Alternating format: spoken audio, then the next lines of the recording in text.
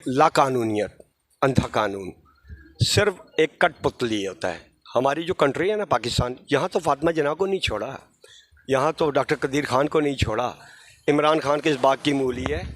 और ये जो हमारे सदर हैं ये कठपुतली हैं, बस बैठे हुए हैं जी। ये हमने एक स्टैचू बैठा दिया है, ये हमारे सर पे बैठा दिया है, ये सदर है जी। सदर के इख्तियारात कहाँ हैं? जो भी इख्तियारात हैं वो वज़रा के हैं। पाकिस्तान में सदारती निज़ाम नहीं है, वज़ारती निज़ाम है। सदारत तो एक खिलौना है।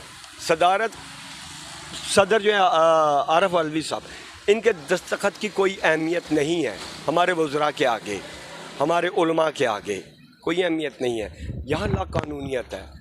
जो आप कह रहे हैं कि इस पर सिग्नेचर नहीं हुए और बिल पास हो गया, सीधा सीधा मुल्क इंतशार की तरफ जा रहा है, सीधा सीधा फ़िरका वारियत की तरफ जा रहा है।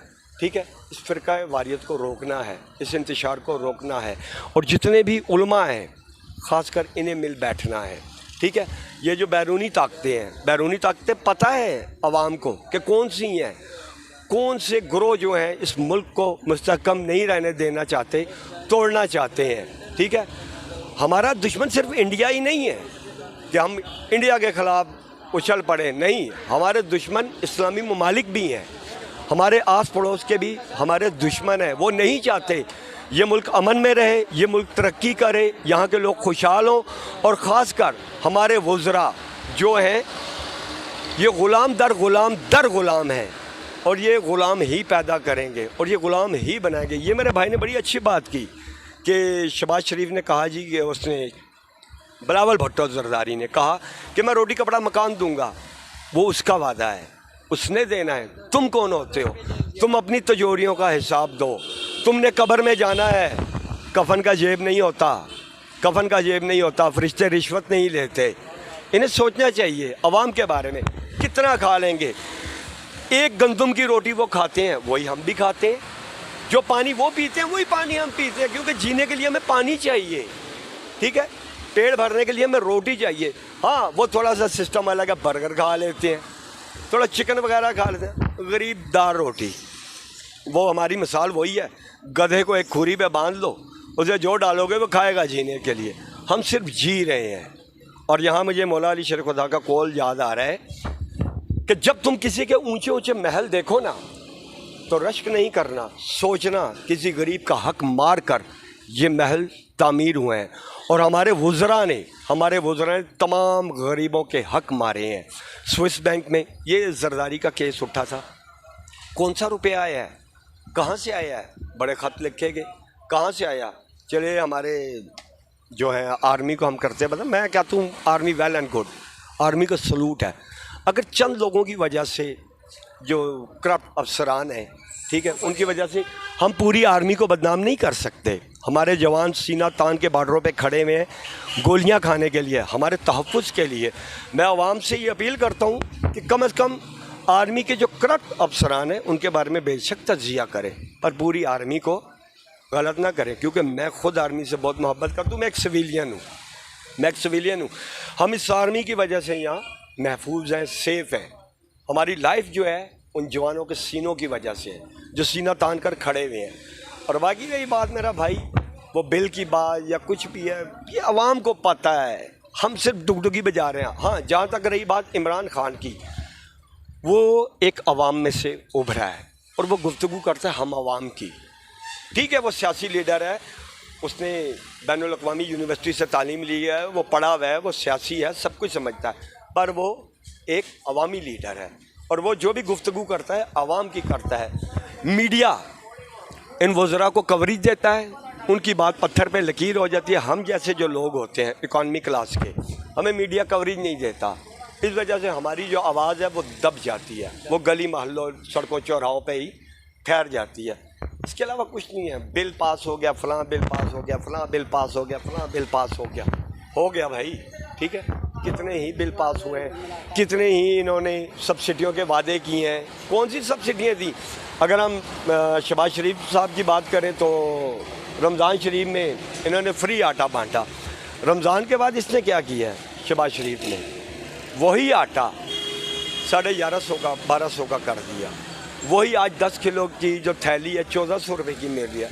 और वो मेरा भाई वो पठान चला गया, उसकी बात ठीक थी। साइफर के मामले में शाह महमूद कुरैशी को गिरफ्तार किया गया है।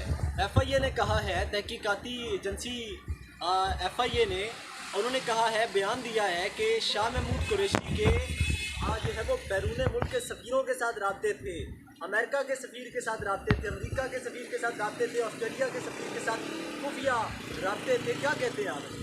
सर जी आपको मैं बताऊं कि पाकिस्तान की जो सियासत है ना, ये बड़ी अजीब सी है, जादुई है। जिसे चाहते हैं आसमान से लगाते हैं, जिसे चाहते हैं ज़मीन पे पटक देते हैं। इस हमाम में सभी नंगे हैं, कोई भी दूधो नहाया हुआ नहीं है, सब नंगे हैं। आज शाह महमूद कुरैशी को लिया है, कल किसी और को ले लेंगे, परसों किसी और को ले लेंगे। सिर्फ इन्होंने क्या है कि अवाम का जो ध्यान है, तवज्जो है, वो भटकानी है इलेक्शनों की तरफ से। ठीक है, शाह महमूद कुरैशी क्या, यहाँ कोई वली अल्लाह भी आ जाए ना, इन्होंने उस पर भी ऑब्जेक्शन लगा देना, उसके भी ताल्लुक़ निकाल देने हैं।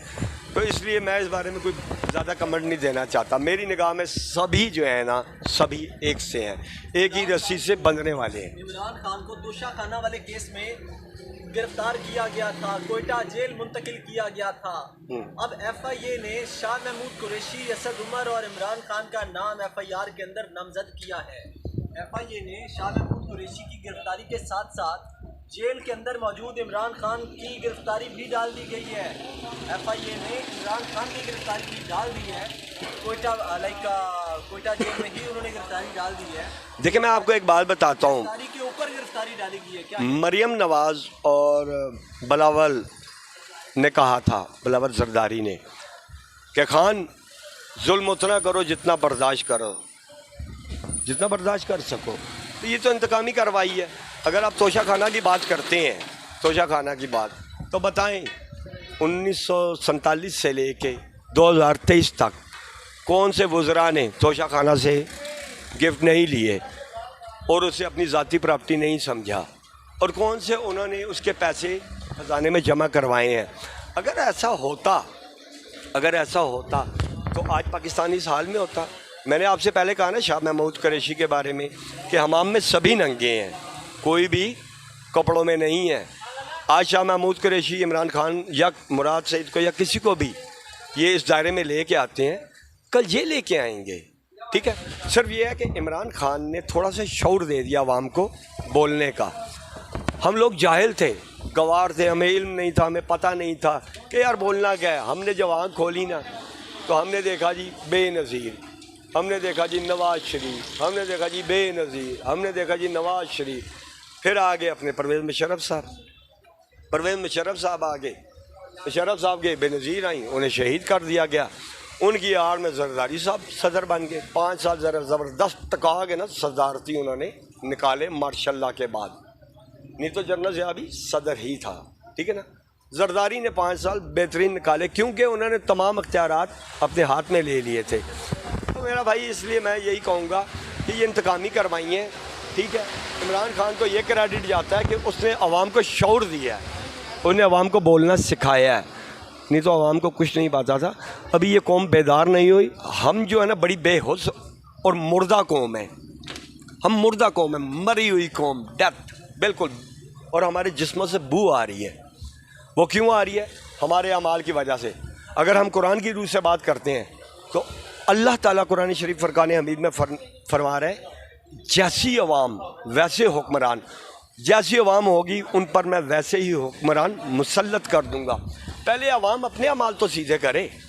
अब निगरान हुकूमत आई है, अनवारुल हक काकड़ बलूचिस्तान से ताल्लुक़ रखने वाले निगरान वज़ीर आज़म है पाकिस्तान के। जी, आते ही 20 रुपये पेट्रोल महंगा किया है, कोई उम्मीदें वाबस्ता हैं इनसे?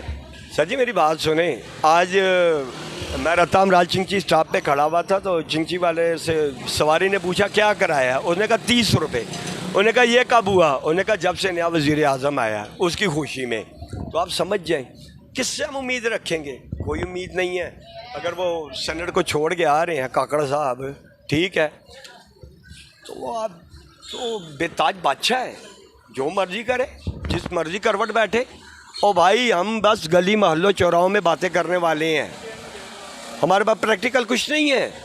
इन्होंने हमें इतना मजबूर कर दिया कि हम अपने बच्चों की कफ़ालत के लिए निकलते हैं, कफ़ालत के लिए बस। हमें अपने बच्चे नज़र आते हैं, हमें भूख नज़र आती है। अगर हम सड़कों पे निकलते हैं, ठीक है, ये हमें इतना मफलूज कर देंगे, इतना अपाज कर देंगे, ठीक है। इन्होंने कोई ऐसा बम मार देना ना महंगाई का, या कोई ऐसा हादसा बना देना कि अवाम का तवज्जो इन्होंने वहाँ ले जानी है। आप देखें जब भी हुकूमत पे कोई बात आती है ना तो कोई ना कोई नया सिलसिला उठ जाता है। क्यों भाई, किस लिए? सिर्फ उस ध्यान को हटाने के लिए और किसी चीज़ को हटाने के लिए नहीं कि हुकूमत के। आप कह रहे हैं काकड़ साहब आए हैं, हमें क्या सब्सिडी देंगे? काकड़ साहब हमें कोई सब्सिडी नहीं देंगे।